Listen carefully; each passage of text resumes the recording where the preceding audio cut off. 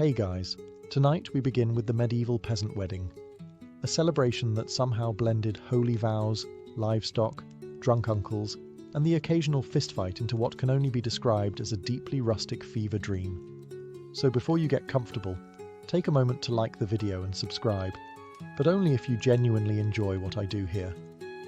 And let me know in the comments where you're tuning in from and what time it is for you. It's always fascinating to see who's joining us from around the world. Now, dim the lights, maybe turn on a fan for that soft background hum, and let's ease into tonight's journey together. There were no invitations, no gilded parchment, no wax seals, not even an angry raven dropping scrolls on rooftops. In the medieval village, weddings spread by one method only: gossip. It usually started with a whisper at the well. Did you hear? Thomas is marrying Beatrix. A day later, it reached the baker, who told the miller, who told the midwife, who told literally everyone she passed, whether they cared or not. By nightfall, even the sheep knew someone was getting married. The priest, notably, was always the last to find out. There was no such thing as being uninvited. If you were alive and within walking distance, you went. Not because you were particularly close to the couple, but because weddings meant food, and drink, and maybe a fistfight if things got festive. The bride and groom didn't draw up guest lists. They had no control over who came. You could end up with 10 people or half the county. That's just how it worked. More people meant more gifts, which in peasant economics translated to possibly getting an extra chicken or sack of turnips. Valuable stuff if you're living on gruel. Of course, you had to plan for guests showing up, but you also had to plan for guests not showing up. Some might be dead, some might be drunk, some might just forget. One guy was still harvesting barley and didn't notice the entire wedding happened without him. Because let's be clear, time was flexible. Noon could mean anywhere between breakfast and sunset. There were no watches, just the sun and people's vague ability to guess how far it had moved since they last looked up from milking a cow. The bride and groom weren't fussed about seating charts or name cards. You sat wherever your behind landed, log, stone or haystack. And if the pig had already claimed your seat, well, too bad. The pig stays. In the medieval peasant world, formal wear was more of a suggestion than a standard. Fashion in this context wasn't about trends or elegance. It was about not being naked and maybe brushing the straw out of your hair. The bride did her best. She wore her nicest dress, which, to be fair, probably wasn't white. White fabric was impractical, expensive, and a magnet for every farm animal within a 2-mile radius. Instead, she wore brown, or grey, or off-grey, which had once been white before 3 harvests, and a sheep-related incident happened to it. She might weave a crown from wildflowers if it was spring, or ribbon from something vaguely decorative, like an old curtain or someone's spare belt. She didn't expect to look like a queen. She just hoped to look like someone who hadn't been digging onions all morning. The groom, meanwhile, tried to look respectable. He might wash his tunic. He might comb his hair, assuming he still had some. If he had shoes, they went on. If not, barefoot it was. Calloused feet were considered rustic, not rude. And if he smelled vaguely like pig, well, so did everyone. Hygiene was relative. Soap existed, but not the kind you'd want near your eyes. Bathing was done seasonally, or when it rained. So most guests didn't arrive sparkling clean. They arrived recognizably human. That was enough. Accessories were rare but meaningful. A belt with an extra pouch. Stylish. A hat with feathers? Bold. A tooth still in place? Luxury.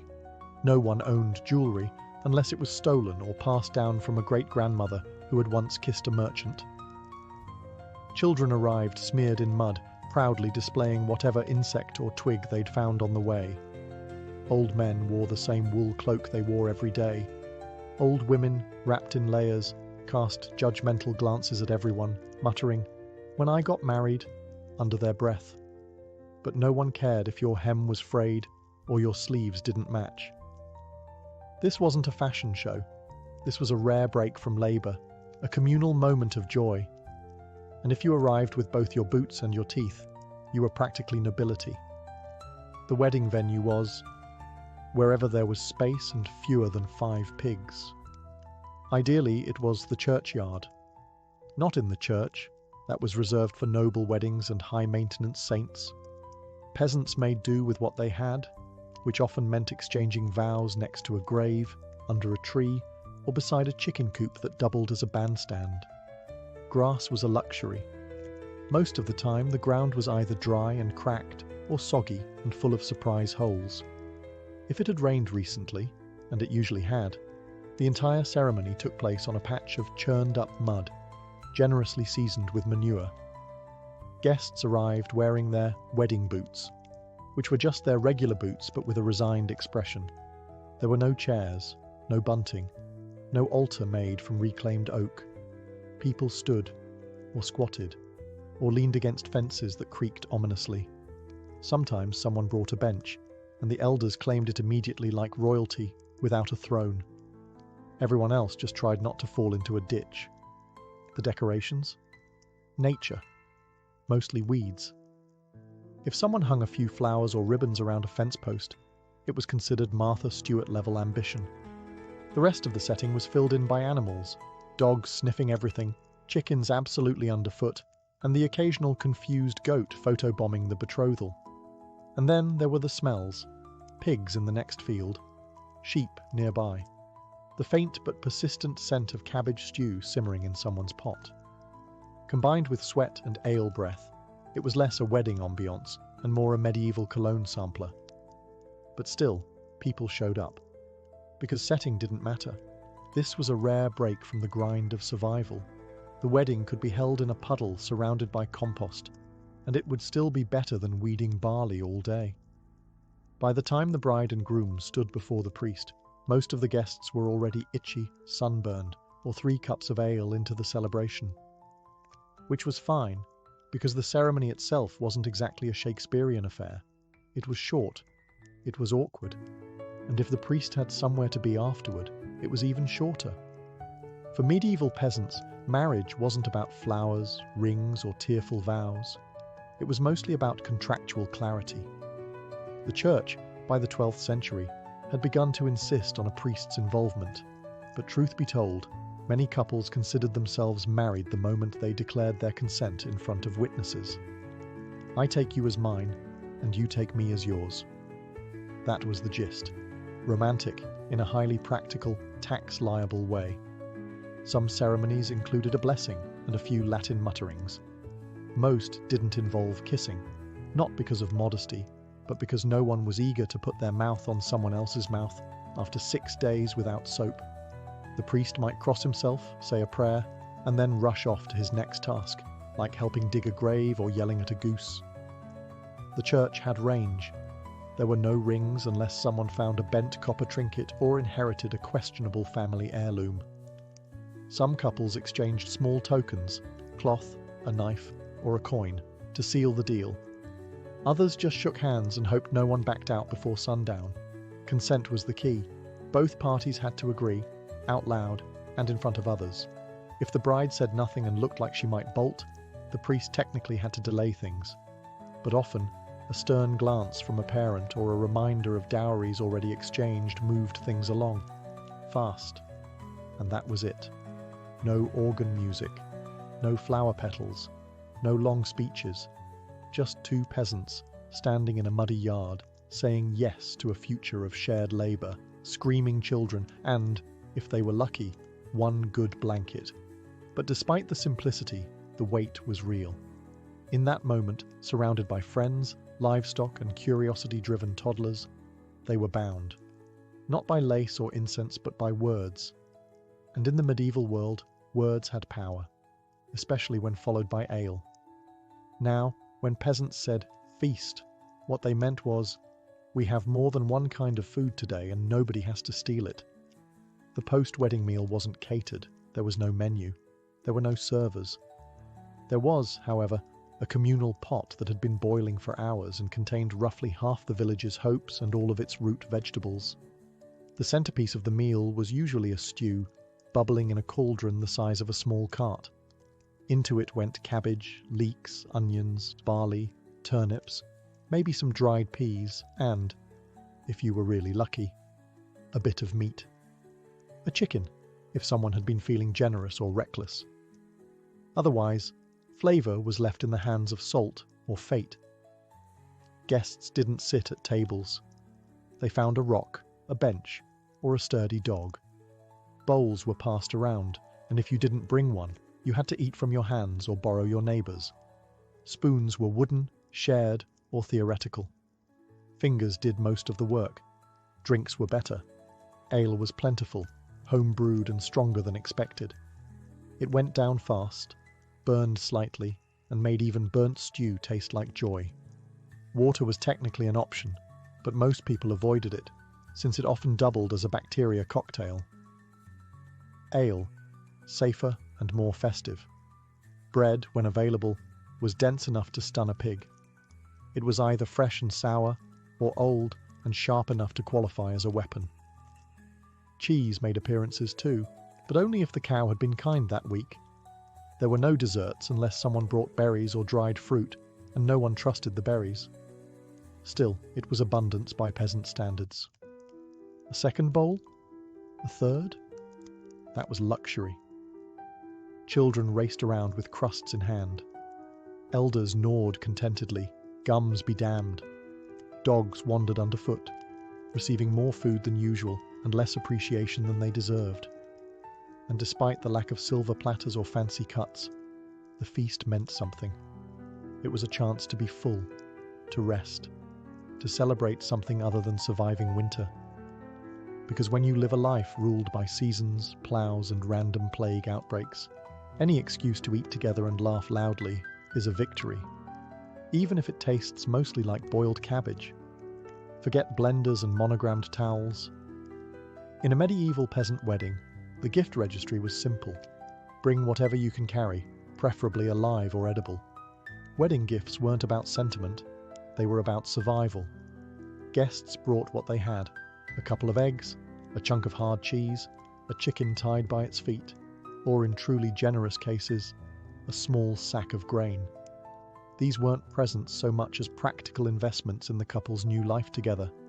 Because nothing says, "Congratulations on your lifelong binding contract," like half a dozen turnips. Occasionally someone would arrive with something a bit more interpretive. An old hoe missing a handle, a wooden spoon with bite marks, a goat with a limp and questionable eyesight. But even that was better than arriving empty-handed. Showing up without a gift marked you as either very poor or very bold, and either way, people noticed. Money was rare. Most peasants didn't see coins often, and when they did, they tended to hoard them like dragons hoard gold. So the idea of giving money as a wedding gift was laughable. Goods, not coins, made the world go round. If someone gave the bride a jug of ale or a loaf of fresh bread, they were practically royalty. Sometimes gifts were recycled, and yes, that's as medieval as it gets. A goose given at your wedding might reappear at your cousin's wedding a year later, slightly older and angrier. There were whispers of one clay jug making the rounds for over a decade. No one remembered where it came from. No one dared keep it. But the gifts weren't just for the couple. They also played a role in community optics. Giving something useful proved you were invested in the household's success. It signaled goodwill, participation, and maybe a hope that when it was your turn to marry, someone would return the favour with a particularly plump chicken. And despite the randomness and re-gifting, there was warmth in it. These weren't luxurious things, but they were what people could spare. In a world where most had little, giving anything at all was an act of generosity, even if it squawked the whole way there. Every medieval village had its own cast of characters, and they all showed up at weddings, uninvited and impossible to miss.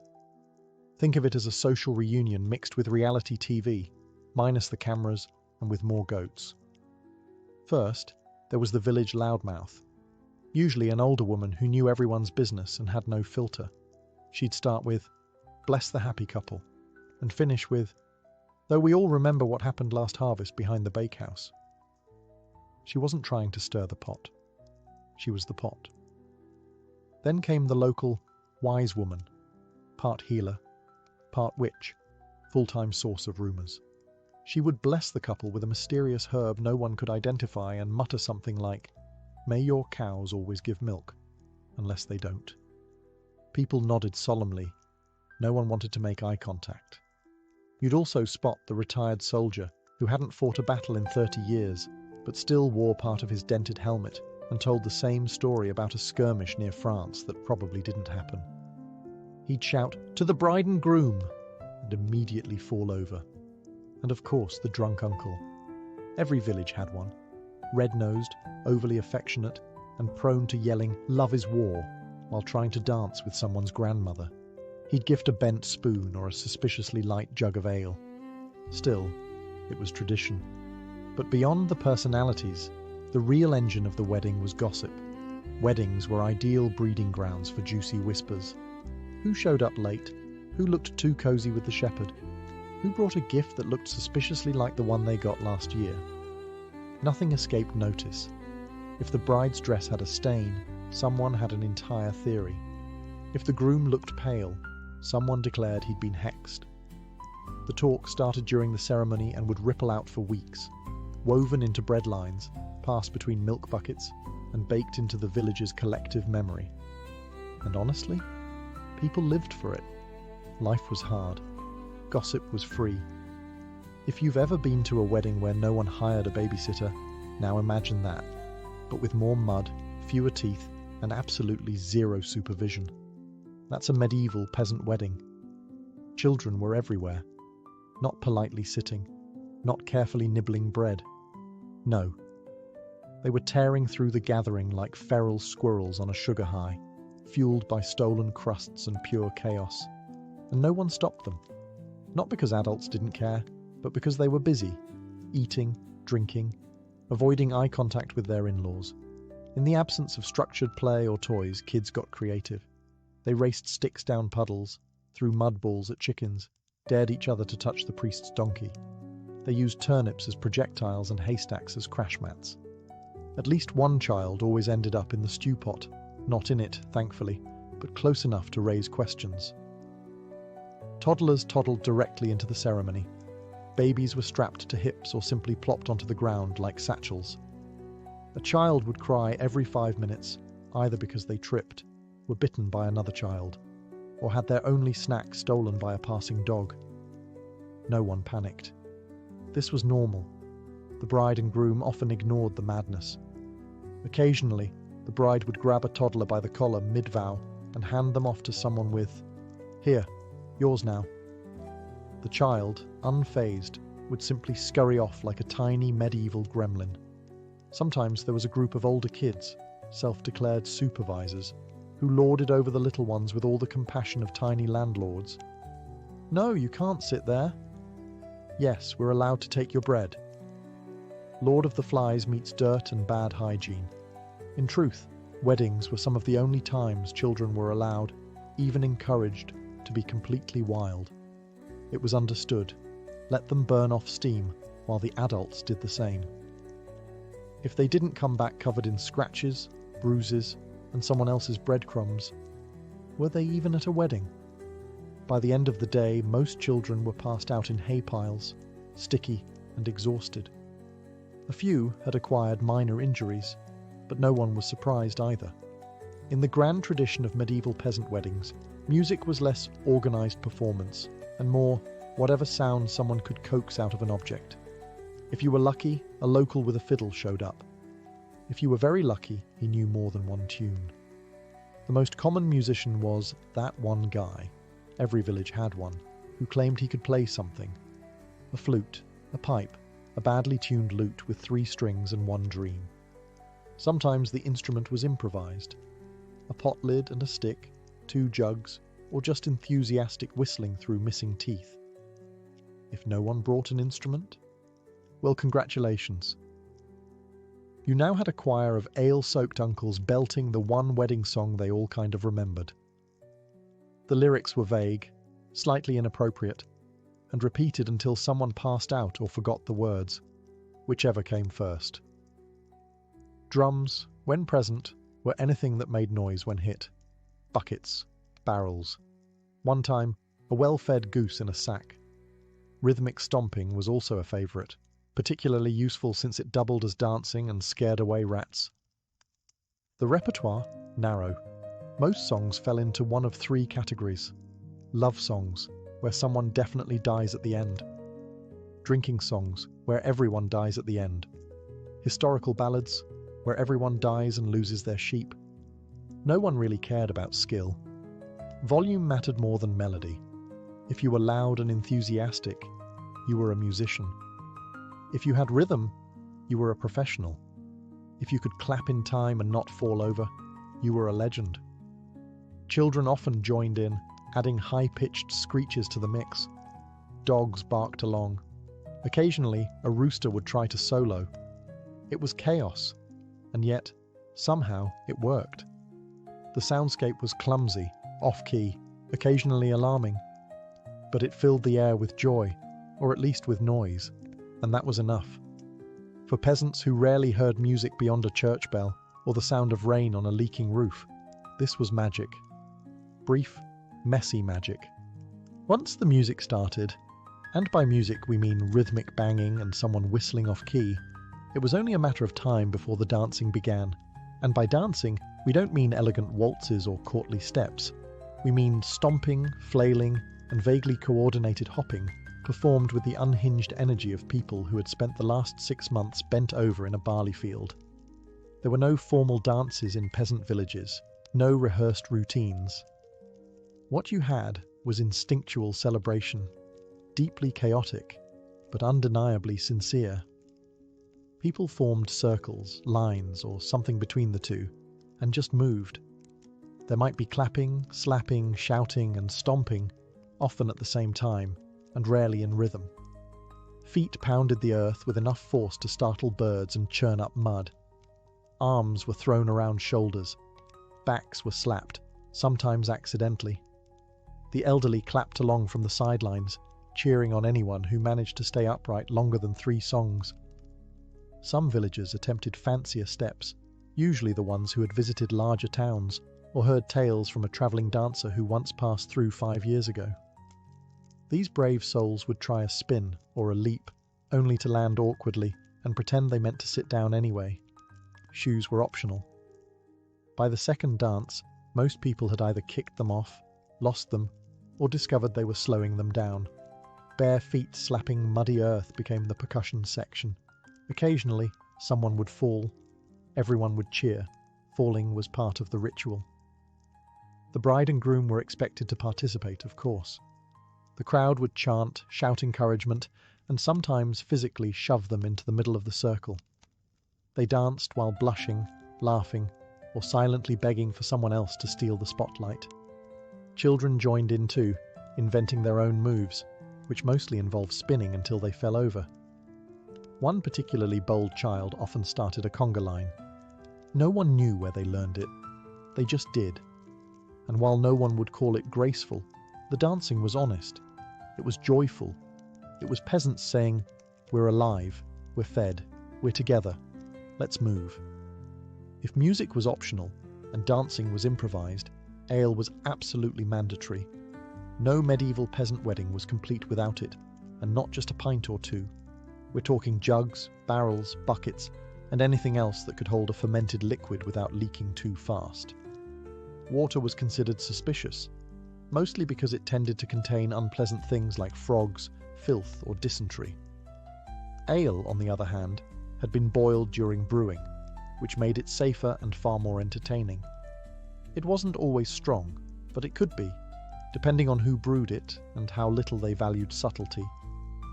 Most weddings featured a mix of weak ale, suitable for children and the elderly, and something stronger, which could drop a grown man in 3 cups flat. The latter was often stored in large wooden casks and ladled out like soup. You didn't ask what was in it. You just drank it and hoped you remembered the rest of the evening. Mugs were passed around freely. If you had your own, great. If not, you shared. No one worried about germs, mostly because the concept of germs hadn't been invented yet, and also because ale felt clean. that tingly burning sensation? That was the sanitizing effect, they said, or possibly blindness. With each round, the crowd got louder, looser, and a bit more chaotic. Polite laughter gave way to belly laughs. Stories became more exaggerated. People started complimenting the bride's smile or the groom's oddly shaped knees. Someone always started a drinking song, which turned into a shouting contest, which then turned into a nap under the table. There was always one person who shouldn't have had that last cup. The kind who began by singing and ended by vomiting behind a haystack. And yet no one judged. That was just part of the ritual. In a world of hard labour, harsh winters, and looming mortality, ale was more than just a beverage. It was social glue. It made people talk, laugh, confess, and occasionally fall into a trough. And at a wedding, it served one essential purpose: to turn a sacred union into a party no one would remember clearly, but everyone would remember fondly. No medieval peasant wedding was complete without a touch of chaos. Not necessarily planned chaos, but the kind that simmers under the surface until someone's elbow nudges the wrong jug or someone else flirts with the wrong cousin. Let's start with the flirtations. Weddings were matchmaking gold mines. You had music, drink, food, technically, and a field full of eligible peasants who had spent the past several months covered in mud and despair. A wedding offered the rare chance to see someone without soot on their face. It was basically medieval speed dating. Glances were exchanged. Flowers were awkwardly offered. A few brave souls attempted poetry, which usually involved rhyming hay with May, and quickly losing their nerve. The dance floor was prime flirting territory, though most moves involved tripping into someone and pretending it was romantic. Of course, not all flirtations were welcome, and that's where the fights began. The most common triggers: someone danced too closely with someone else's intended, someone spilled ale on a borrowed tunic, someone insulted someone's goat. Again. The fights were rarely serious, mostly shoving, slurred shouting, and the occasional wrestling match in the mud that no one actually tried to break up. By the time it ended, both parties were usually too tired or too drunk to remember what they were arguing about. They'd shake hands, share a mug, and move on. Then there were the accidents. Weddings, plus livestock, plus ale, equals unpredictable results. Chickens were frequently stepped on. Children fell into barrels. Someone always tripped into the stew pot. Once, a goat got tangled in the bride's veil and dragged her 10 feet before anyone noticed. She was fine. The goat was applauded, but no one was surprised. Accidents were part of the fun. They gave the villagers stories to tell for years to come. Remember Thomas's wedding, when old Magda sat on the beehive? Instant legend. And while nobles had pristine banquets and rehearsed toasts, peasants had spilled ale, accidental kisses, and mild head injuries, and somehow that felt more genuine. At some point in every medieval peasant wedding, right after the 4th drinking song but before the goat stole the bread, someone would look around and ask the question, "Hey, where'd the bride and groom go?" Cue the knowing smirks, the raised eyebrows, the older aunties nudging each other and muttering things like, "Well, they didn't waste time." Because everyone knew exactly where the newlyweds were, or at least what they were doing. Consummation wasn't just tradition. It was legally important. In medieval Christian Europe, a marriage wasn't considered fully valid until it was, let's say, made official in the eyes of the Lord, and a sagging straw mattress. Technically, some weddings even had witnesses. A disturbing mix of custom and nosiness, though by the later Middle Ages, most villages wisely abandoned that part. The newlyweds usually slipped away to a barn, or a back room, or a hayloft someone had swept for the occasion. Privacy was relative. There were no locks, and curtains were a luxury. But the important thing was symbolic disappearance. The community understood. Let them vanish. Let them bond. Meanwhile, back at the feast, the party carried on. The absence of the couple didn't stop the dancing, or the ale, or the off-key singing. If anything, it gave people something to gossip about. How long do you think they'll be gone? Betty trips over his own boots. She looked like she knew what she was doing. Well, his mother said he's clumsy. When the couple eventually reappeared, flushed, rumpled, vaguely victorious, no one said anything out loud, but everyone looked. The groom got handshakes. The bride got proud nods and unsolicited advice from women who'd been married since the great turnip shortage of 1314. Some couples didn't return at all. They fell asleep in the hay or decided that right now was a good time to start that domestic bliss early. No one blamed them. After months of labour and years of waiting, they'd earned their brief escape from noise, mud, and neighbours who couldn't stop commenting. And while there were no honeymoons, that stolen hour of privacy was the closest thing they'd ever get. The morning after a medieval peasant wedding was less romantic sunrise and more hangover with livestock. Gone were the music, laughter, and frantic goat chasing. In their place, aching feet, empty jugs, and the slow communal realization that someone had definitely slept in a cabbage patch. Guests emerged from wherever they'd collapsed, haystacks, under carts, inside sheds, or simply curled up next to the communal fire like large snoring cats. Hair was matted, tunics were muddy. One man was wearing someone else's cloak and didn't seem particularly eager to give it back. The feast table, if you could call it that, was now a war zone. Half-eaten loaves, spilled ale, an overturned stew pot, and the unmistakable presence of a chicken that had clearly been there all night. Someone found a single shoe in a tree. Someone else had acquired a dog. Children were already up, of course. Wide awake and sticky, dragging sticks and singing fragments of the wedding song with lyrics they'd invented. One toddler walked past proudly holding a goose egg, and no one knew where he got it. Or if the goose was okay, the bride and groom, likely still hiding. They'd resurface eventually, tousled, exhausted, and probably with straw in their hair, ready to begin a new life of shared chores, livestock maintenance, and mild existential dread. But on this morning, they were allowed to remain mythical figures. Those with stronger stomachs helped clean. Bread crusts were salvaged, mugs stacked, barrels rolled. Others simply sat on logs, holding their heads and muttering prayers for silence, strong tea, or time travel. The priest walked by with a suspiciously smug look. He hadn't partied. He remembered everything. And worse, he was ready to talk about it. Yet, despite the mess, no one complained. There was a quiet satisfaction in the aftermath. The wedding had happened. The couple was married. The village had come together, danced, eaten, bled a little, and survived. That was enough.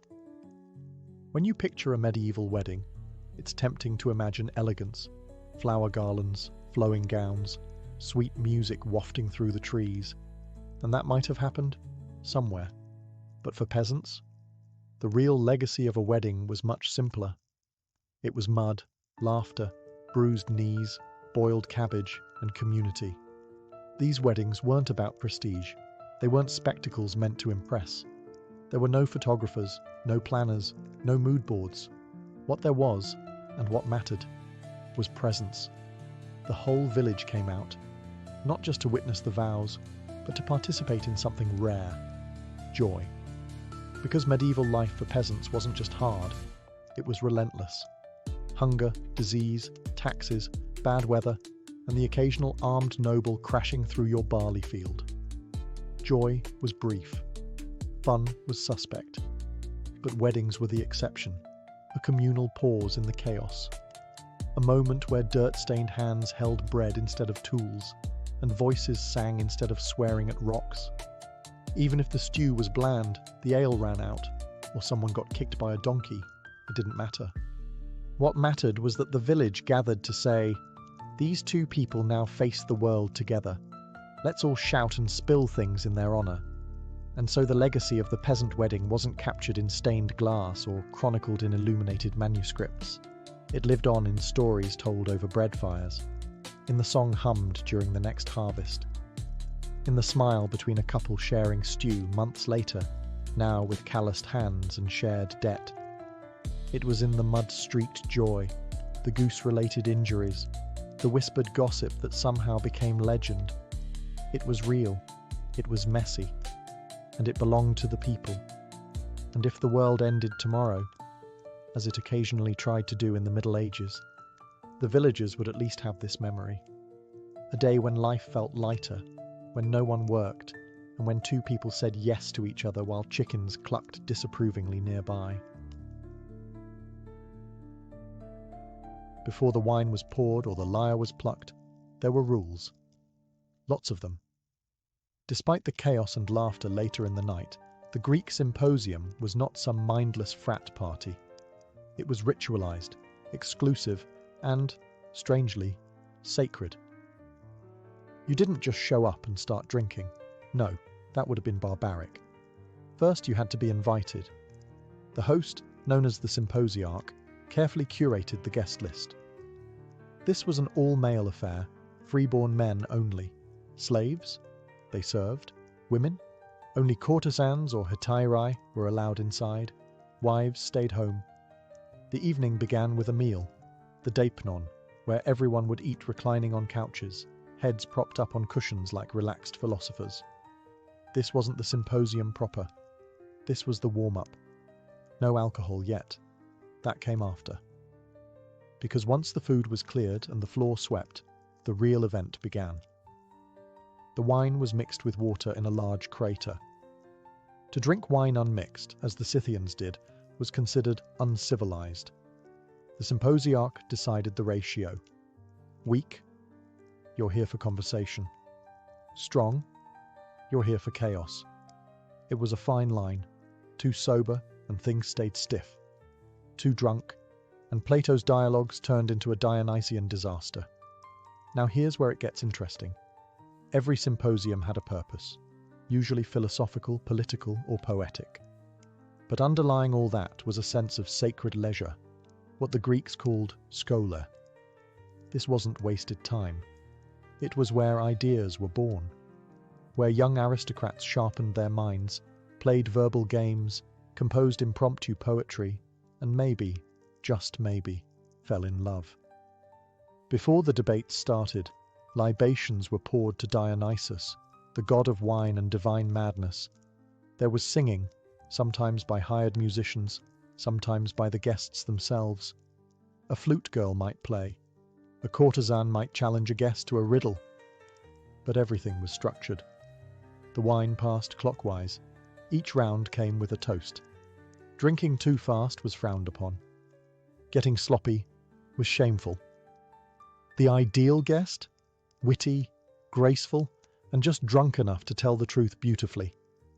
In the end, the symposium was a performance, a place where men proved their intellect as much as their tolerance for wine. It was a dance between reason and indulgence, and if you broke the rules, you weren't just embarrassing yourself, you were insulting the very spirit of the gathering. The physical setting of a symposium was no accident. It was a stage for both mind and body to perform. The event typically took place in a specially designed room in the Greek household called the andron, reserved solely for men. It was a square space lined with couches, or clenae, each wide enough for a man to recline on his side while propped up on one elbow. The centre was left open, perfect for servants to pour wine, dancers to perform, or for the occasional impromptu game involving tossing wine lees at a target. Yes, they had drinking games too. Light came from flickering oil lamps, and the air was thick with the scent of burning incense, roasted meats, and the occasional perfume worn by courtesans. It was intimate, sensual, and designed to lower inhibitions without erasing the intellect. The couches were arranged in a circle, encouraging eye contact, verbal sparring, and shared laughter. This wasn't just architecture, it was psychology. Everyone had equal status here. No one sat at the head of a table. No one was above another. This spatial equality fostered philosophical democracy, an egalitarian moment in a deeply hierarchical world. The mood could shift dramatically depending on the host and the mix of guests. Some symposia were political strategy sessions disguised as drinking parties. Others devolved into singing contests and naked dancing. And some like the one described in Plato's Symposium, were lofty, abstract, and almost religious in tone. But they all began in the same place, with a shared space, a shared drink, and a shared sense that something important was about to happen. Even the decor mattered. Walls were often adorned with mythological paintings, Hercules feasting with the gods, Dionysus leading his drunken revelers, satyrs chasing nymphs. These were not just pretty images, they were reminders of the thin veil between civilization and ecstatic chaos. They whispered, "This is play, but it's sacred play." And let's not forget the wine itself. Served in decorated cups, kylikes, these often had erotic or comic scenes painted at the bottom, slowly revealed as the drinker emptied his cup. The moment of draining your drink came with a laugh, a blush, or a clever comment, depending on who was watching. At the heart of many symposia was a dynamic that still baffles and fascinates modern minds, the paiderastia relationship between an older man, the Erastes, and a younger male beloved, the Eromenos. This wasn't just tolerated, it was idealized. The older man was the teacher, the lover, the sponsor of intellect and refinement. The younger man, usually a teenage boy of aristocratic birth, was the student and the object of admiration. And the Symposium was their theatre. This bond wasn't purely carnal, at least not in theory. It was supposed to be about virtue, discipline, and the passing down of knowledge and moral character. But that didn't stop the air in the Symposium from becoming charged with erotic tension. The older men would use clever wordplay and recited poetry to woo the beautiful youths reclining beside them. Compliments were expected, groping was frowned upon. The key was restraint. It proved control, dignity, and the seriousness of one's intent. The beloved, meanwhile, was expected to resist, at least publicly. His virtue lay in how well he could deflect advances with grace and wit. A boy who gave in too easily lost social value. A boy who refused everyone forever, risked seeming cold or arrogant. The ideal Eromenos kept everyone guessing. He blushed, he deflected, he teased, and above all, he listened. He was expected to absorb not just affection, but wisdom. Now, not every guest engaged in these dynamics. Married men were supposed to behave, but let's be honest, many didn't. Courtesans and heterae were allowed to offer physical pleasure, but the boys were meant to offer something higher. Inspiration. They were the muses of the male elite. Their youth reminded older men of fleeting beauty, of time's cruel advance, of why philosophy mattered in the first place. Plato famously used a symposium to explore the nature of love itself, eros as a ladder, beginning with physical attraction and rising toward divine contemplation. But that lofty climb began, quite literally, on a couch beside a beautiful boy. The intimacy of the setting made it possible to speak of the soul without embarrassment, to admit longing without shame. Wine was not just a beverage at the symposium, it was the fuel, the compass, and the test. But the Greeks didn't drink the way we do today. To them, consuming wine unmixed with water was considered the mark of a savage. The ideal Greek drinker diluted his wine with at least 3 parts water. Why? Because wine was not meant to overwhelm. It was meant to loosen the tongue without dulling the mind. The central crater, a large mixing vessel, sat in the middle of the room like an altar. The symposiarch, often elected for the evening, decided the wine-to-water ratio. He wielded great power. A strong mix meant a wild night. A weak one signalled a night of poetry and discourse. It was a delicate balance. Too sober, and the evening dragged. Too drunk, and you might vomit on your neighbour's sandals and earn eternal shame. Each guest was given a cup, often beautifully painted, and the wine was ladled out in rounds. It flowed clockwise, with each man taking a sip before passing it on. But it wasn't just about drinking. It was about rhythm. Each round came with a toast, a song, a witty remark. Wine invited vulnerability, creativity, and occasionally, madness. The Greeks believed Dionysus, god of wine, could inspire both divine insight and complete insanity, depending on how much you poured. And pour they did, but not without purpose. There was an art to pacing oneself.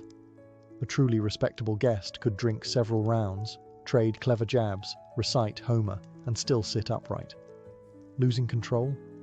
That was for barbarians. In fact, the Symposium was partly a training ground, to show that a real man could enjoy pleasure and still govern himself. Self-control, even in intoxication, was a virtue. That said, not all guests adhered to the ideal. The drunk who danced naked, knocked over the lyre player, or mistook the serving boy for a satyr became the subject of ridicule for years. Stories of Symposium disasters were passed around like cautionary tales. But on the flip side, the slightly tipsy philosopher who spoke beautifully on the nature of justice or love might be remembered for eternity. Not every moment at a symposium was philosophical pondering.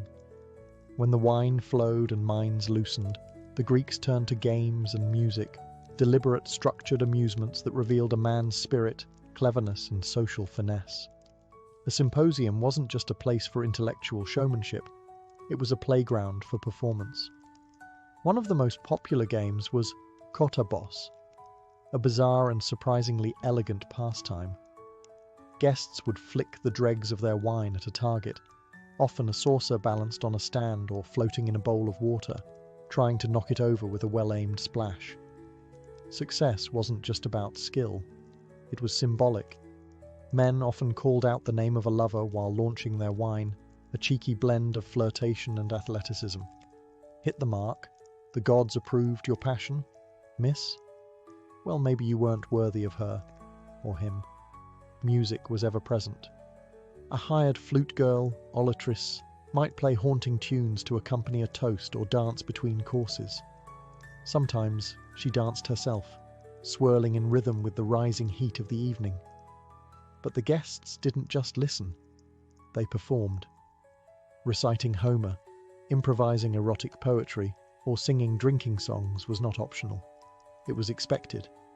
A man who couldn't carry a tune or deliver a clever verse was silently judged, even pitied. But the real performance was verbal. Witty banter, sympathetic conversation was an art form. Verbal duels tested memory, wordplay, philosophical knowledge, and charm. Men would pose riddles, challenge each other to poetic improvisation, or tell biting jokes. It wasn't about cruelty, it was about finesse. The best conversationalist was quick, thoughtful, and slightly provocative. And then there were the riddles, sometimes philosophical, sometimes obscene. A well-timed riddle could silence a room or send it into raucous laughter. The most admired guests could deliver a dirty pun and a theory of justice in the same breath. And if the room was right, if the wine was balanced and the company sharp, the entire event took on a magical atmosphere, half performance, half revelation. The goal of it all wasn't just to impress, it was to connect, to build bonds, to let personality, intellect, and desire intertwine. In this playful chaos, reputations were made, or destroyed. Because in the Greek Symposium, you weren't just judged by what you thought, but by how cleverly you could say it while half drunk and draped in a tunic. While Greek wives stayed behind closed doors, barred from the intellectual and sensual world of the Symposium, another kind of woman moved freely through the flickering lamplight, hetairai. These high-class courtesans were not mere entertainers or sex workers. They were educated, witty, and trained in music, conversation, and seduction. They weren't just present at the symposium, they were vital to it. A hetaira could recite poetry, sing alongside the lyre, debate philosophical ideas, and outflirt even the cleverest aristocrat. Unlike most Greek women, she was not confined to the household. She could own property, attend parties, and even accumulate wealth. Some became legendary, like Aspasia, the famed partner of Pericles, who was rumoured to have taught rhetoric to Athens' greatest minds. But make no mistake, their position was complex. They walked a thin line between celebrated and scorned. Revered for their intellect and charm, They were also objects of lust and satire. Still, in the wine-soaked world of the Symposium, the hetaira was often the only woman who could speak freely and be heard. Their presence changed the dynamic. With them, the evening was no longer just a boys' club of philosophy and flirting. It became a charged, unpredictable dance of power and performance. A well-placed remark from a hetaira could deflate a man's ego or spark a debate that lasted all night. They were conversational warriors, trained to challenge, tease, and occasionally humiliate. Eroticism was always in the air, but it wasn't always consummated. The flirtation, the tension, that was the point. Some heterae were lovers, others remained distant, using allure as leverage. They played by their own rules, often using their beauty and wit to climb socially or manipulate political alliances. For many men, these women represented a fantasy: female companionship without domestic duty, sensuality without obedience, intellect without inhibition. They were free in a way that Greek wives could never be, and that made them both intoxicating and dangerous. In a room designed for male pleasure, the heterae were a reminder that true control was never fully in male hands. They could ruin a joke, redirect a debate, or inspire a poem that would be remembered for generations. In a culture obsessed with power and performance, they were masters of both. While the Symposium had its fair share of games, flirtation, and poetic excess, its greatest legacy may be intellectual. Beneath the laughter and rising intoxication, something remarkable happened. Serious thought took root. These were not mere drinking parties. They were laboratories of the mind. Somewhere between the third cup of wine and the last riddle, the guests often launched into debates that would shape Western philosophy forever. The most famous example, of course, is Plato's Symposium, a fictionalized account of a real gathering where Socrates, Alcibiades, Aristophanes, and others explored the nature of love. But this wasn't an isolated event. Across Greece, especially in Athens, symposiums were known as places where ideas collided. Public issues, metaphysics, morality, and human desire were all on the menu. These debates weren't lectures, they were battles of logic, of wit, of emotional conviction. The setting mattered. Wine lowered defenses, humor softened blows, and the intimate space gave permission for vulnerability. You could challenge a man's view on justice, his belief in the gods, or even his sexual preferences, and if you were clever enough, earn his respect. One of the central themes was eros, erotic love, not just in the carnal sense, but as a philosophical force. Socrates, through Plato, described love as a ladder. It starts with physical attraction, rises through appreciation of beauty, and culminates in the contemplation of the eternal form of beauty itself. That idea? It was born at a symposium, but other topics came up too. What is virtue? What makes a man wise? Can the soul be immortal? Is pleasure a good in itself, or merely a distraction? These were not academic questions. They were urgent, personal, and delivered in between sips of spiced wine. It's no coincidence that many of the great thinkers of Greece, Socrates, Plato, Xenophon, frequented symposia. These events were incubators of thought. They offered a rare combination: leisure, intellect, sensuality, and challenge. And unlike public forums, the symposium allowed for nuance. You could speak freely, revise your opinions mid-sentence, or offer an idea half-formed and see where it went. For all their intellectual ambition and poetic charm, symposia could, and often did, spiral into chaos. While philosophers dreamed of truth and beauty, reality had a habit of barging in, wine-soaked and staggering. The symposium's tightrope walk between order and indulgence didn't always end well, and when it failed spectacularly. Take Alcibiades, for example, the handsome, brilliant, and deeply scandalous Athenian statesman. He famously crashed the symposium in Plato's dialogue, already drunk, crowned with ivy like Dionysus himself.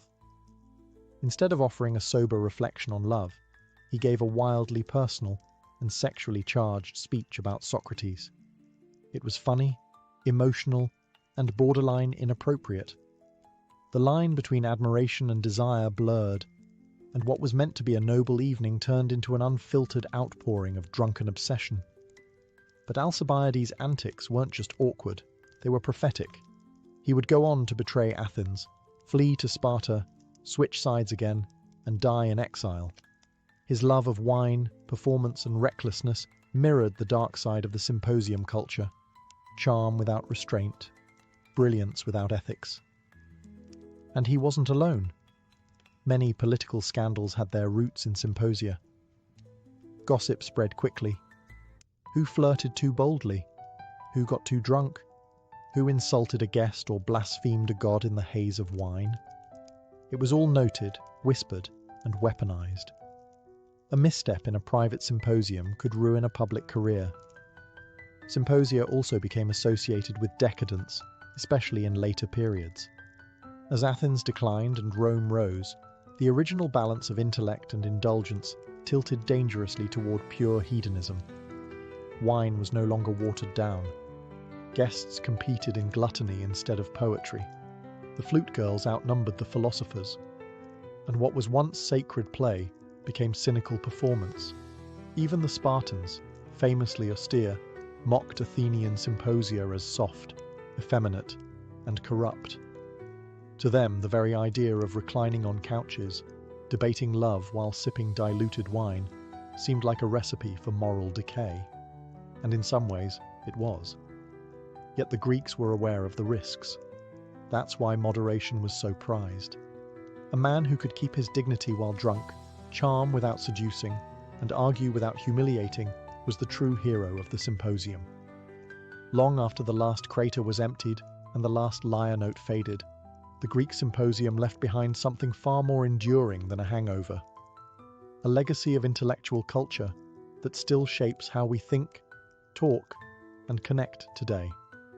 What began as a structured drinking party became one of history's most unlikely engines of philosophy, art, and social development.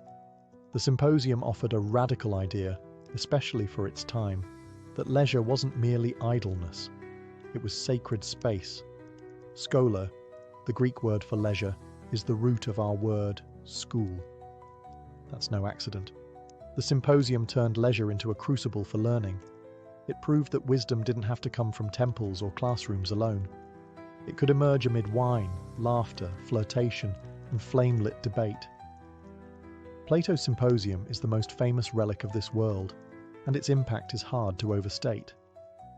It gave us not just a model of structured philosophical dialogue, but enduring concepts like Platonic love, the ladder of Eros, and the idea that beauty and truth are intimately connected. The format of that work, men reclining, drinking, and riffing on a shared theme, would become the prototype for everything from university seminars to late-night salons. The Romans inherited the symposium and transformed it into the convivium, a more lavish, less philosophical affair, but the structure remained. Medieval and Renaissance thinkers reawakened the spirit of the symposium in their own salons, circles, and societies. And even today, we carry echoes of it. The dinner party that turns into a deep conversation at midnight, the book club that spends more time on existential questions than the actual book, the podcast where two minds drink, laugh, and dissect reality. Even the symposium's flaws have left their mark. The gender exclusivity, the hierarchies of beauty and age, the danger of excess, all remain relevant as cautionary tales in how communities are built and broken. But perhaps its greatest gift was the idea that pleasure and thinking need not be at odds. That beauty, desire, humour, and intellect could all share a single room. That truth could be seduced, not just reasoned. In the end, the Greek Symposium wasn't just where philosophy met pleasure. It was where civilization discovered that the mind, the body, and the spirit all need a place to play. And in that sacred wine-slicked space, the Western world learned how to talk. Imagine walking through the streets of ancient Thebes or Memphis. The heat radiates off the limestone, and the air smells of incense, lotus, and palm wine. But what grabs your attention isn't the temples or the towering obelisks. It's the people. Men and women alike, their faces adorned with thick black eyeliner that extends dramatically from the corners of their eyes.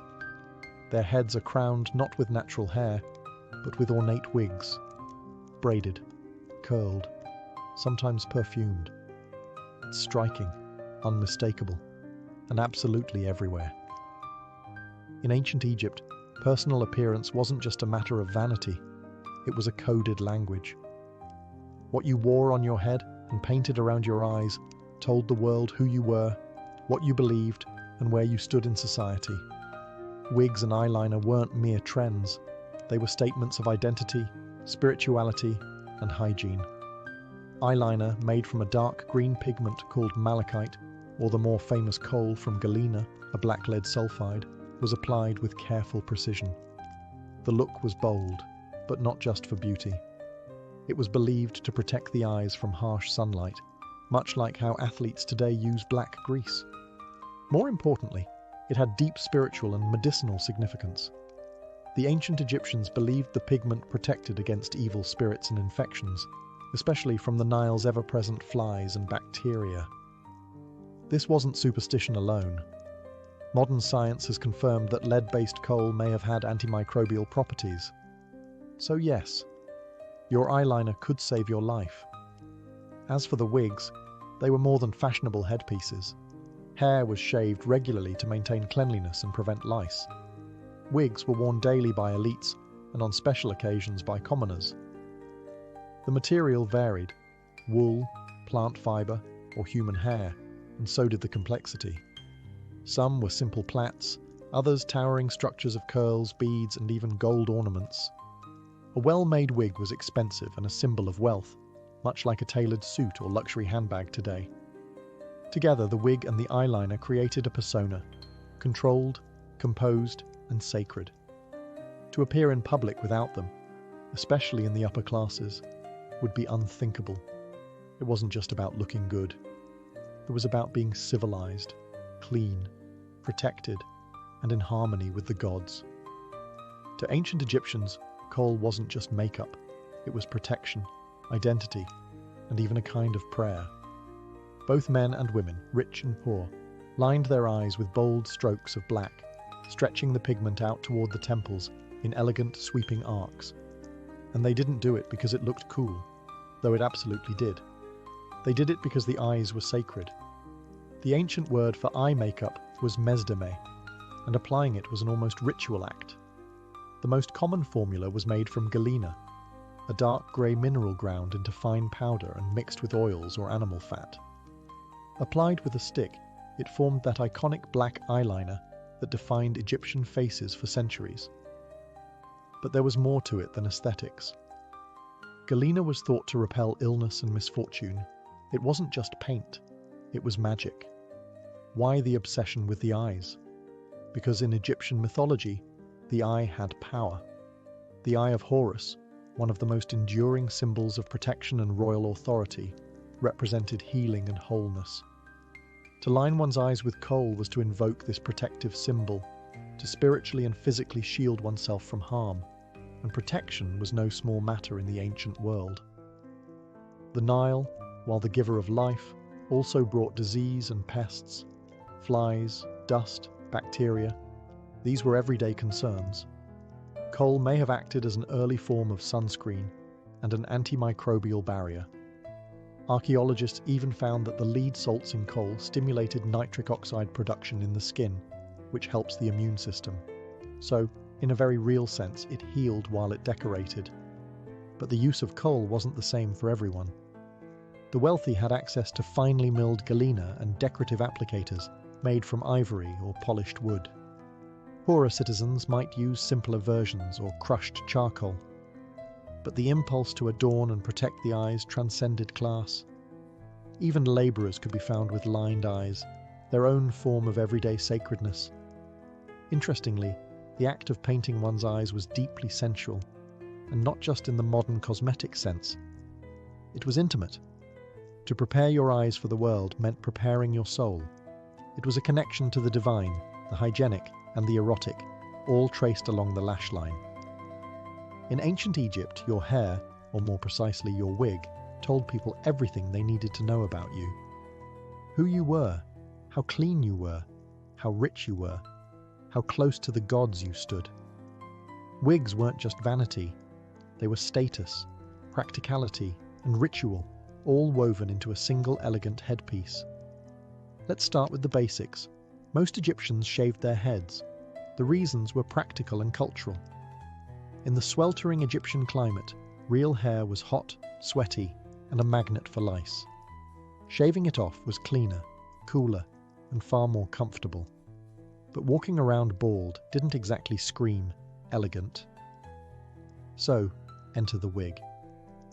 Wigs were usually worn by the elite, pharaohs, priests, and wealthy nobles, but even middle-class citizens had simpler versions.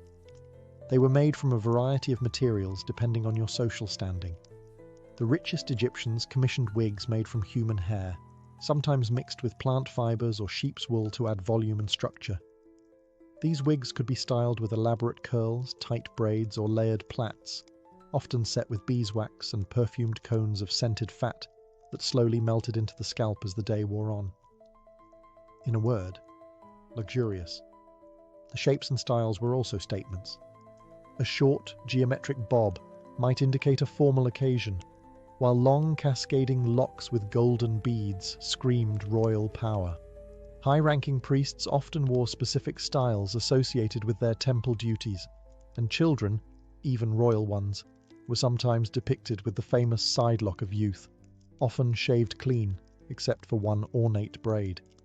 But wigs were more than just aesthetic armour. They were deeply symbolic. To cover one's head was to signify control, purity, and divine alignment. Priests shaved completely before entering temples, but would don wigs when performing outside rituals, highlighting the difference between spiritual sanctity and public presentation. Over time, wigs became heirlooms, passed down or buried with their owners.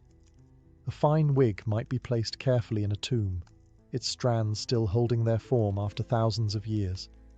Some mummies have even been found with wigs still in place, delicate braids and tight curls resting above a silent face, ready for the afterlife. If wigs were the crown, perfume cones were the halo. No look in ancient Egypt was complete without fragrance, literally worn on your head. These odd-looking blobs we see in Egyptian art, perched atop elaborately braided wigs. They weren't just artistic flourishes, they were perfume cones, solid mixtures of oils, fat and scent, meant to slowly melt and bathe the wearer in divine aroma. The cones were made from a base of animal fat or beeswax infused with myrrh, frankincense, lotus, or cinnamon. As the day went on and the desert sun beat down, the cones would soften, slowly releasing their scent. This wasn't just for personal pleasure, it was a statement. I am clean. I am sacred. I smell like the gods. Scent in Egypt wasn't a luxury, it was a moral good. Cleanliness was next to godliness, quite literally. The gods were believed to be fragrant, and temples burned incense daily to invite them in.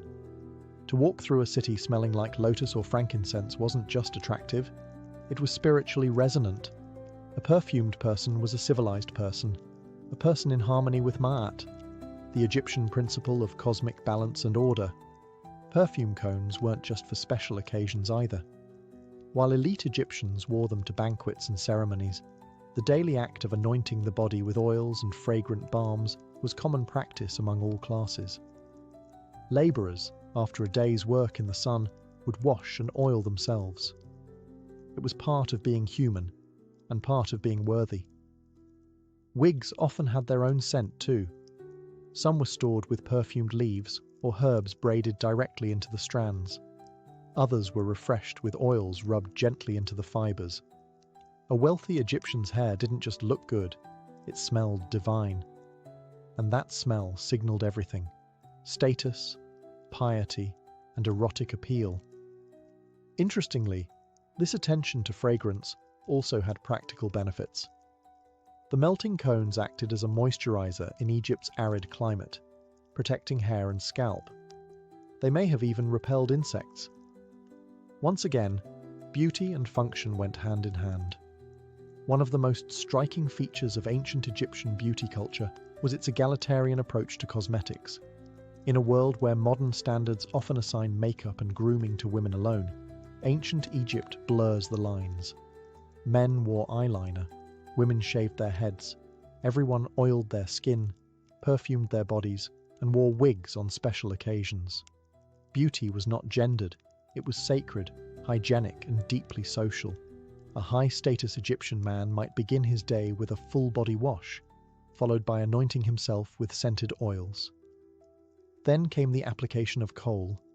Yes, thick, black eyeliner, applied with a smooth hand to both upper and lower eyelids.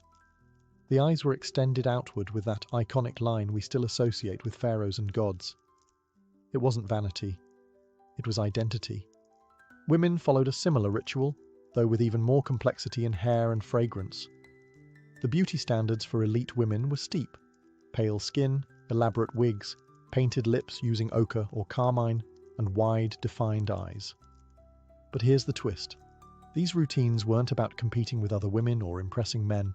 They were about aligning oneself with the divine. After all, the gods themselves were depicted in full regalia, heavily adorned, beautified, radiant. Androgyny, in fact, played a powerful symbolic role in Egyptian iconography. The gods blurred gender roles constantly. Hathor, the goddess of beauty and fertility, was both motherly and erotic. Osiris, ruler of the underworld, was depicted with green skin, a fake beard, and makeup, hardly hypermasculine. Even pharaohs like Akhenaten were portrayed with curiously genderless features: soft bellies, almond eyes, wide hips. This cultural acceptance of beautification across genders created a society where appearance was not just tolerated, it was expected.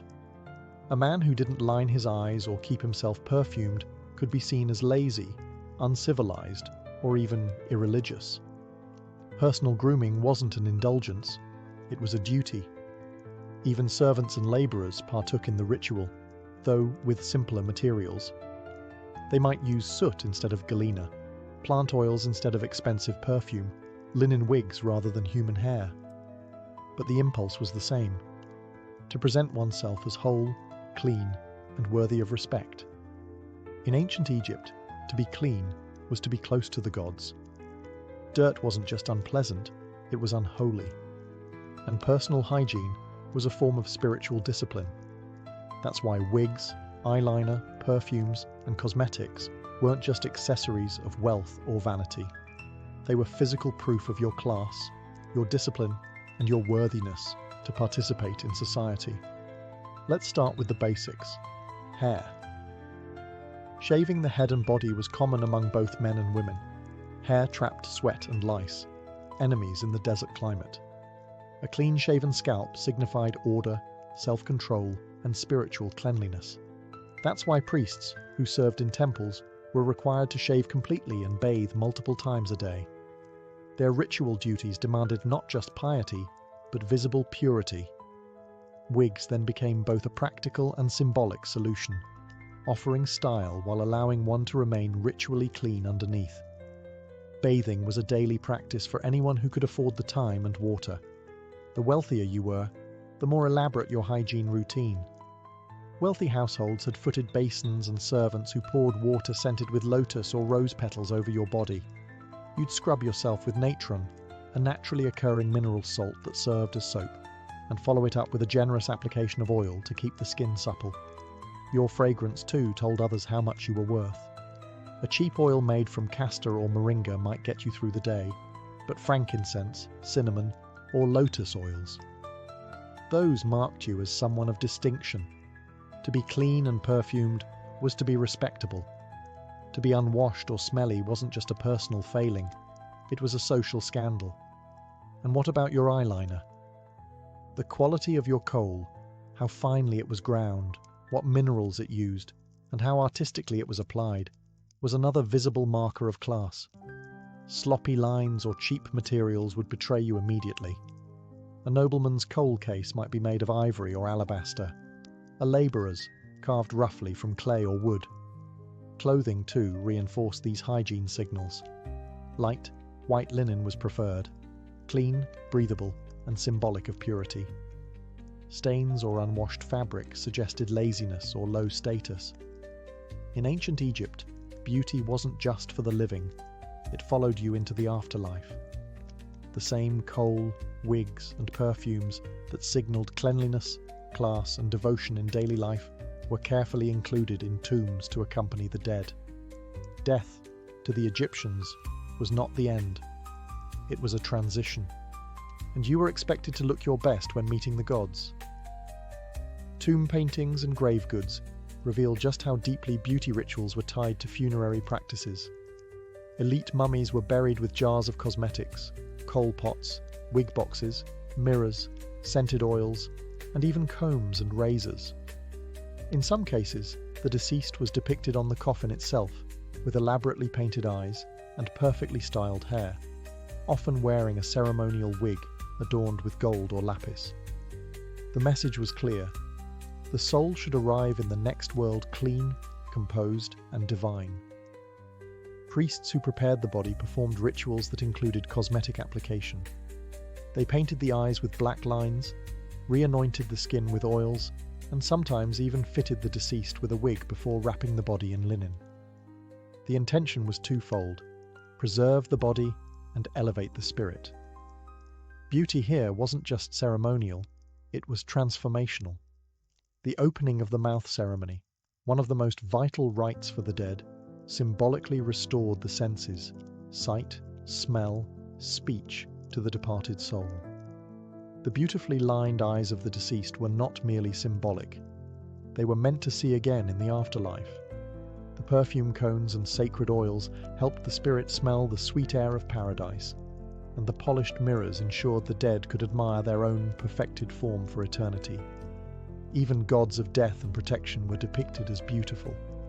Anubis, the jackal-headed embalmer, appears with black-lined eyes and sleek, idealized features. Isis and Nephthys, protectors of the dead, were always shown with perfect hair and divine cosmetics, models for both the living and the dying. For Egyptians, to be well-groomed in death was to show respect to the gods and signal readiness for rebirth. To decay, to stink, to appear unkempt.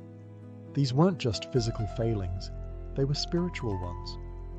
Beneath the elegance of ancient Egyptian beauty, rituals lay a world of practical tools, well-crafted, ritualized, and surprisingly sophisticated. If you were an elite Egyptian preparing for a banquet, temple service, or your own burial, you didn't just slap on kohl with your finger or run a comb through your hair blindly. You had a personal beauty kit, often as finely made and symbolically charged as any religious artifact. Let's start with mirrors. Made from polished copper or bronze, these handheld discs gleamed enough to reflect the face clearly, at least for those who could afford them.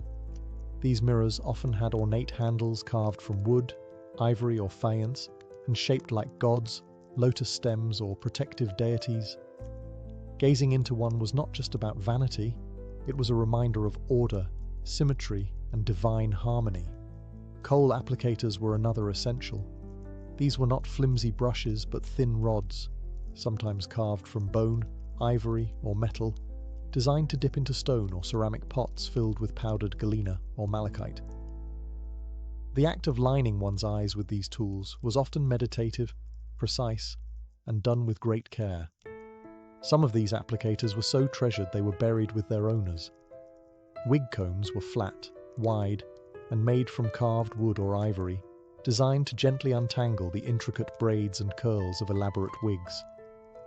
Wealthier individuals had full grooming kits that included razors for shaving, tweezers for plucking stray hairs, and even scent jars designed to hold various fragrant balms. Some high-ranking women even had servants whose sole job was maintaining wigs and mixing personalized perfume blends. Cosmetic palettes, slabs of stone used to grind and mix pigments, were part of nearly every household. Even children's tombs sometimes contained small palettes, indicating how early beauty rituals began.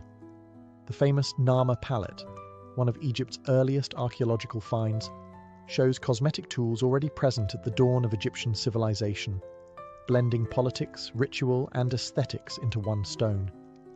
These tools weren't hidden in drawers. They were proudly displayed, often decorated with animal motifs or inscribed with protective spells. They served as reminders that beauty wasn't separate from life. It was central to it. You weren't just painting your face. You were participating in a sacred art form, using tools blessed by centuries of tradition. Thousands of years have passed since the last pharaoh applied his kohl, or a noblewoman placed a perfumed cone atop her wig. Yet the visual language of ancient Egyptian beauty continues to ripple through history, echoing in everything from high fashion to modern makeup tutorials. What began as sacred ritual and social necessity along the banks of the Nile now lives on in catwalks, cosmetics, and cultural imagination. Start with eyeliner, the bold extended line from the corner of the eye. That unmistakable cat eye, straight out of Egypt. Cleopatra didn't invent the look, but she certainly perfected it. And her image, widely circulated in art and cinema, turned Egyptian eye makeup into a global symbol of allure, mystery, and power. Today's eyeliner trends, whether high fashion or everyday glam, still chase that same elongated, dramatic form born in the temples of Hathor and the tombs of queens. Wigs, too, have made their rounds. Ancient Egyptians treated them not as mere fashion, but as expressions of hygiene, status, and control.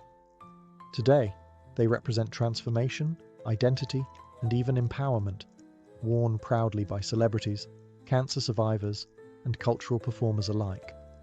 In many ways, the modern wig still carries the same message. I choose how I present myself to the world, and let's not forget skincare. The Egyptians were early masters of moisturizing, exfoliating, and perfuming the body. They used oils, salts, and clays not just for function, but as expressions of spirituality and discipline. Today's multi-step skincare routines, their DNA can be traced straight back to the anointing jars of Thebes.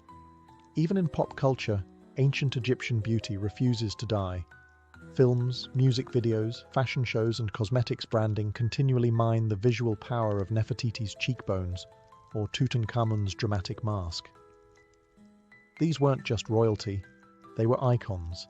Their beauty standards, once grounded in sacred belief, have become shorthand for elegance and mystery. But what endures most is the idea that beauty is never just about looking good. For the Egyptians, it was health, holiness, identity, and social structure, all painted in black coal and sculpted in curled wigs. And in a world that still wrestles with image, self-expression, and ritual, their message remains timeless. Beauty is power. Beauty is protection. Beauty is purpose. And from the temples of Karnak to the vanities of today, that truth still lines our eyes. In the dying days of 1606, 3 small ships, Susan Constant, Godspeed, and Discovery, slipped away from the foggy shores of England under the banner of the Virginia Company. A private joint stock enterprise, the Virginia Company wasn't launching this voyage for charity or for the Crown's glory. It was a business venture, driven by dreams of gold, silk, spices, and, above all, profit. What they got instead was mud, disease, starvation, and a tiny, fragile outpost that would become the seed of British America. The men aboard these ships were a curious blend. There were seasoned sailors and labourers, but also many gentlemen, men with swords and titles, but no farming experience. Most had no idea how to build a colony. Few had ever done hard manual labour in their lives. Their expectations were wildly out of step with the reality waiting on the other side of the Atlantic. After more than 4 months at sea, including a stop in the Canary Islands and a storm-battered journey through the Caribbean, the expedition finally arrived in what would later be called Virginia. On May 14th, 1607, the settlers selected a swampy, uninhabited peninsula along the James River to build their settlement. They named it Jamestown, in honour of King James III. From a defensive standpoint, the site seemed ideal. It was far inland enough to avoid detection by the Spanish Navy, and surrounded by water on 3 sides, offering protection from possible native attacks. But the location came with a cost. Brackish, undrinkable water, rampant mosquitoes, and poor soil. It was, in almost every practical sense, a death trap. Still, they unloaded their supplies and began constructing a wooden fort. The settlers had little idea what awaited them. Harsh summers, freezing winters, and a thin supply line stretched across the ocean. Within weeks, illness began to spread. The water made them sick. Food was scarce. Leadership was weak, arguments constant. And yet, in that miserable, mosquito-infested patch of land, they laid the first stones of what would eventually grow into an empire. The gamble was massive. The risk was astronomical. But the dream of empire, wealth and glory drove them forward, blind to the disaster that was already beginning to unfold. Jamestown had been founded. But survival? That was a whole other matter. From the moment the settlers set foot on Jamestown's soil, death began its slow, relentless march. The land was lush with promise, but the reality turned cruel. The water was brackish, too salty to drink safely and too polluted to support life. Crops failed to grow in the sandy, marshy soil, and the men, mostly unused to hard labor, were not prepared to farm, fish, or hunt effectively. Within weeks, dysentery, typhoid, and malaria began to spread. Food supplies ran low almost immediately. Their original stockpiles, brought across the Atlantic, were never meant to last through an entire year. The settlers had counted on regular resupply ships and perhaps some quick local harvesting. Neither materialized. Most of the colonists were gentlemen or craftsmen, not farmers. They lacked the knowledge to grow crops in a new climate, and too many refused manual labor altogether, considering it beneath their station. The summer of 1607 was punishingly hot. Disease ravaged the population. Insects were everywhere. Drinking water from the river only worsened their condition. As hunger grew more desperate, the settlers turned to increasingly grim measures. They boiled leather for broth. They scavenged for roots, acorns, and even snakes and rats. By the winter, known grimly as the starving time, the situation turned horrific. That winter, the colony was under siege, not by Native Americans, but by nature and their own hubris. With Captain John Smith injured and gone, and tensions with the Powhatan Confederacy worsening, trade came to a halt. The settlers were effectively trapped behind the wooden walls of their fort, surrounded by hostile forests and freezing temperatures. Eyewitnesses reported unthinkable acts. The colonists resorted to cannibalism, exhuming corpses and boiling human flesh to survive. George Percy, one of the colony's leaders, later wrote of how they were driven through insufferable hunger to eat those things which nature most abhorred. Of the roughly 500 colonists alive in the fall of 1609, only about 60 survived to see the spring. If Jamestown had a turning point in its early chaos, it came in the form of one man, Captain John Smith. Soldier, adventurer, and, as he loved to remind everyone, survivor of many battles, Smith was not a nobleman. He didn't wear a powdered wig or carry a fancy title. But what he lacked in social standing, he made up for in grit, audacity, and hard-earned experience. Exactly what the floundering colony needed. By the fall of 1608, with the death toll rising and morale near collapse, Smith took command. He didn't ask politely, he seized control. The gentlemen who had refused to work found themselves on the receiving end of his infamous policy. He that will not work shall not eat. It wasn't a metaphor. Smith enforced labor, dividing the settlers into work gangs for building, farming, and securing firewood. No one was exempt, not even the gentlemen. Starvation had no respect for social rank. Smith also recognized the necessity of building relationships with the surrounding Powhatan tribes. Where others had treated the natives with suspicion or hostility, Smith brought diplomacy backed by force. He traded copper pots and beads for corn and grain, using gifts, threats, and strategic shows of strength to secure food. These exchanges weren't always peaceful, but they often worked. In a time when famine haunted every meal, Smith's ability to secure supplies kept the colony from total collapse. He mapped the Chesapeake Bay with military precision, drawing the first accurate charts of the region. These would prove invaluable to future settlers. His exploration also revealed how little the English knew about the land they claimed. They weren't in a void. They were surrounded by powerful, organized native societies that vastly outnumbered them. Despite his success, Smith wasn't loved. He was abrasive, egotistical, and quick to insult his enemies, which in Jamestown was practically everyone. In 1609, a gunpowder explosion left him badly injured. Whether it was sabotage or an accident remains unclear, but the result was final. Smith was sent back to England.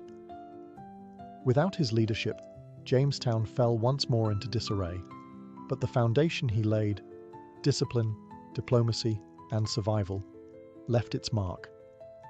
Captain John Smith didn't build a utopia. He built a chance, and in the wilderness of Virginia, that was more than most could manage. Long before the English ever set sail, the land they arrived on was already governed. It was not empty wilderness, but the heart of a vast and powerful Native American empire, the Powhatan Confederacy. Led by Wahunsenakau, referred to by the English simply as Chief Powhatan, this alliance of over 30 tribes controlled the entire Chesapeake region. They had established villages, cultivated fields, trade networks, and a complex political system. The English were not pioneers, they were intruders. At first, Chief Powhatan saw an opportunity. The newcomers brought metal tools, beads, mirrors, and weapons, items the Powhatans valued. A limited relationship might prove useful, especially if the English remained small and dependent. Early on, food and trade were exchanged. Diplomacy, strained though it was, held, but it was always precarious. In this tense atmosphere, one figure emerged as a symbol of attempted peace: Pocahontas. As Chief Powhatan's daughter, likely around 10 or 11 years old at the time, she was not a princess in the European sense, but she was politically important. According to John Smith, she famously saved his life from execution in 1607, though modern scholars debate whether the story was exaggerated, misinterpreted, or invented altogether. Regardless, Pocahontas became a recurring figure in English accounts, often acting as a messenger or intermediary between the two cultures. But the truce couldn't last. As Jamestown grew, so did English demands for food, land, and dominance. The settlers raided villages when trade faltered. Powhatan warriors retaliated. Trust eroded quickly. The English viewed the land as something to possess, the Powhatan as something to live within. This difference in worldview made peaceful coexistence almost impossible. By 1609, the relationship broke down entirely. The Powhatan Confederacy began a campaign of siege warfare, cutting Jamestown off from food and water during the brutal, starving time. Any settlers found outside the fort were ambushed and killed. Inside, colonists starved or died of disease. It was a power struggle, and Powhatan was sending a message. This land was not up for grabs. The English, weakened but defiant, refused to abandon the colony. They believed God and empire were on their side. The Powhatan believed they were defending their home. The battle for Virginia wasn't just about land. It was about survival, sovereignty, and the refusal to bow. Few names from early American history are as romanticized or misunderstood as Pocahontas. For centuries, her story has been twisted into legend, a native princess saving a white Englishman, bridging two cultures with a single act of love. The truth is far more complex and far more tragic. Pocahontas, whose real name was Matoaka, was the daughter of Chief Powhatan, and likely no more than 11 or 12 when the English first arrived. Her interactions with the colonists began early, largely through her connection to John Smith. Whether or not she saved Smith's life, as he later claimed, she did become a symbol of communication between the Powhatan and Jamestown. She brought messages, helped arrange food exchanges, and occasionally appeared at the settlement, though not as some exotic curiosity, but as a political figure in her own right. As tensions grew and diplomacy collapsed, Pocahontas disappeared from the English record for several years. Then, in 1613, everything changed. During one of the many skirmishes between the colonists and native tribes, Pocahontas was captured by the English and held as a bargaining chip. Her captors demanded her father return English prisoners and stolen weapons. Chief Powhatan stalled. Pocahontas remained in captivity. During her imprisonment, Pocahontas converted to Christianity and was baptized as Rebecca. Some say she did so willingly. Others argue it was a coerced conversion. Either way, the transformation made her an ideal tool for colonial propaganda. She married John Rolfe, a tobacco planter, in 1614. Their union temporarily helped secure peace between the English and the Powhatan in what came to be known as the Peace of Pocahontas. But this was no fairy tale. Pocahontas never returned to live among her people. In 1616, she was taken to England as a living advertisement for the success of the Jamestown experiment. She was paraded before nobles and King James himself, dressed in English gowns, speaking their language, her identity overwritten by colonial ambition. In 1617, while preparing to return to Virginia, Pocahontas died suddenly, likely of illness. She was around 21. Her death ended any illusion that harmony between the English and Powhatan could be sustained. Pocahontas lived between two worlds, never fully belonging to either. To the English, she was a symbol of conquest and assimilation. To her people, perhaps, a tragic reminder of what was being lost. By 1610, Jamestown had survived starvation, disease, leadership collapses and warfare, but barely. The colony still lacked what the Virginia Company wanted most: profit. There was no gold, no silk, and no spices. Investors back in London were growing restless. Colonization was expensive, and Jamestown was starting to look like a costly failure. What the settlers needed was a cash crop, something the English market would crave. And they found it in a leafy, bitter plant: tobacco. Enter John Rolfe. A young widower and ambitious planter, Rolfe brought with him a strain of tobacco seeds from the Caribbean, specifically Nicotiana tabacum. Unlike the harsher native variety used by the Powhatan, this imported tobacco was smoother, milder, and far more addictive. English consumers couldn't get enough of it.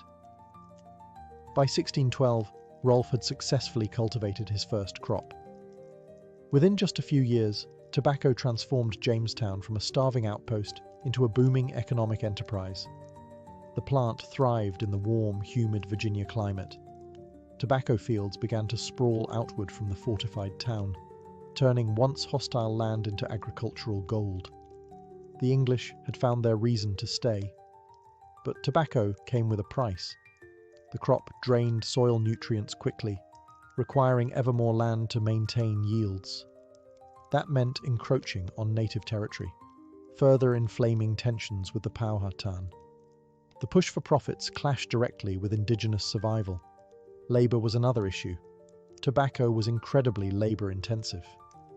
At first, the English relied on indentured servants, poor Europeans who worked for several years in exchange for passage to the New World. But even this wasn't enough. Within a few decades, Jamestown would begin importing enslaved Africans to meet the demand, laying the groundwork for a brutal system of slavery that would shape American history for centuries. Still, tobacco gave the colony life. Exports soared. New settlers arrived. Land grants expanded. Jamestown was no longer just an imperial experiment. It was a functioning, profitable settlement. It wasn't the future the Virginia Company originally envisioned. They had dreamed of finding gold mines and building cities. What they got was a muddy patch of land and fields full of tobacco. But it worked. And for England, that was enough. Tobacco didn't just save Jamestown. It bound the future of the American colonies to the soil, to labour, and to a deadly kind of success. In August of 1619, a ship anchored near Point Comfort, not far from Jamestown. Aboard were around 20 African men and women, captured by Portuguese traders, seized by English privateers, and now sold to the English colonists. Their arrival marked a moment both understated and monumental, the first recorded instance of Africans being brought to English North America. The ship, the White Lion, had captured its human cargo from a Portuguese slave ship en route to the Spanish colonies. Once in Virginia, the Africans were exchanged for food and supplies. Official records describe them as 20 and odd Negroes, and their exact legal status remains debated by historians. Were they slaves in the full sense, or were they treated like indentured servants, expected to earn freedom over time? The truth is complex and ominous. Early records show that some Africans, like Anthony and Isabella, did gain freedom and even owned property. But as tobacco profits grew and labor needs increased, the lines between indentured servitude and racial slavery began to harden. What began ambiguously would, within a few decades, evolve into a rigid system of race-based chattel slavery. At first, these Africans joined a colony already dependent on forced labor. The fields of tobacco needed more hands than the English could provide. Indentured European laborers were dying of disease or fleeing into the frontier. The colonial economy was hungry, and African labor, perceived as more durable and less costly in the long term, offered a solution. The 1619 arrival is often considered a foundational moment in American history, not just for Jamestown, but for the nation that would emerge centuries later. It marked the beginning of a racial caste system that would shape laws, economies, and identities for generations. Yet at the time, it likely passed without fanfare. There were no speeches, no records of outrage, no sense of historical turning point. Just another transaction in a colony built on survival and profit. But the legacy was profound. Those first Africans, stripped of homeland, family, and freedom, laid roots in Virginia soil. From their suffering and resilience would grow a long, painful chapter of American history. Jamestown wasn't just the birthplace of English America. It was the beginning of something darker too, the American system of racial slavery. By 1619, Jamestown was no longer just a ragged outpost clinging to life. It was an economic engine fueled by tobacco and powered by labor, both indentured and enslaved.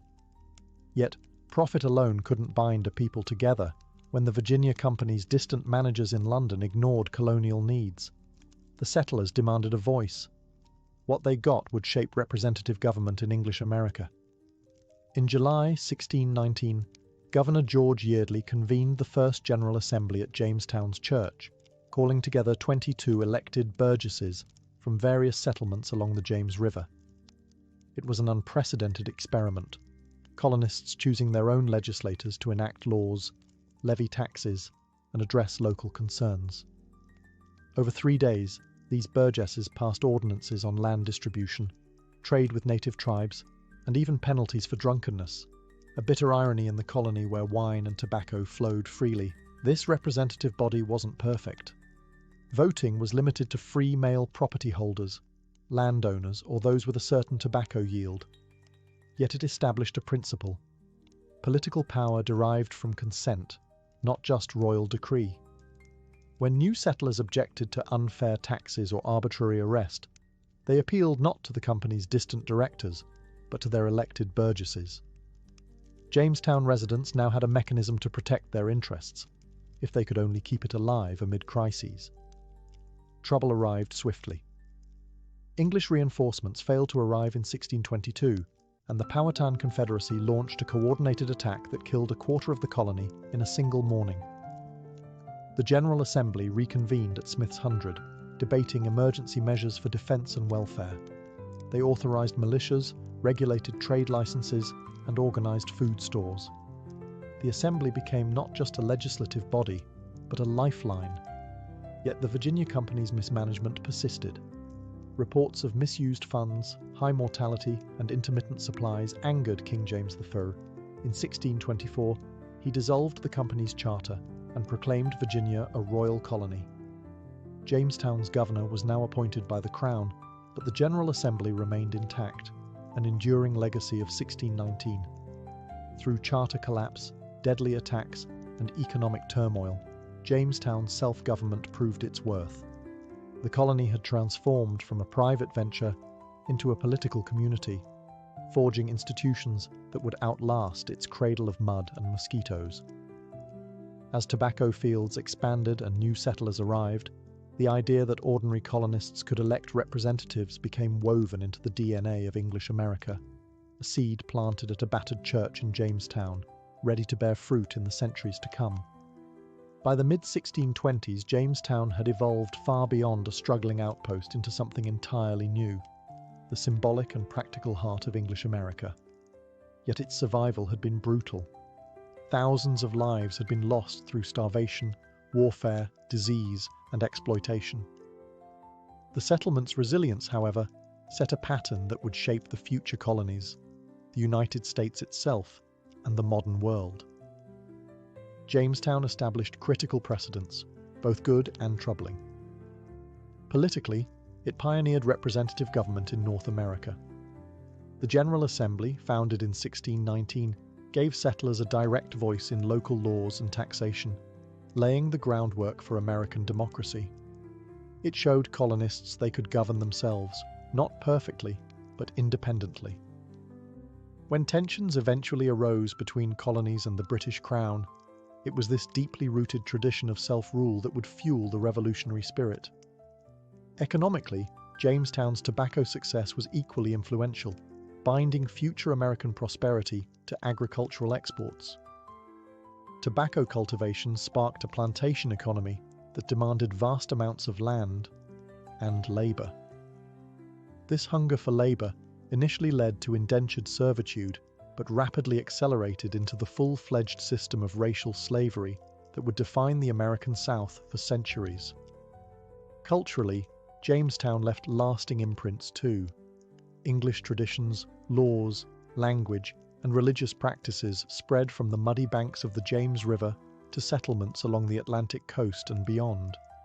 Yet it also fostered a culture of violence and racial division, embodied by conflicts with native peoples and the exploitation of enslaved Africans. These seeds, planted early, would bloom into generations of systemic inequality and struggle. The Powhatan people paid perhaps the heaviest price. Within decades, disease and conflict decimated their population, destroying an entire way of life. Jamestown's success, built on tobacco and self-government, was intertwined with this devastating loss, a contradiction at the core of American history. Today, Jamestown is remembered not as a simple triumph, but as a story of survival, courage, greed, oppression, and innovation.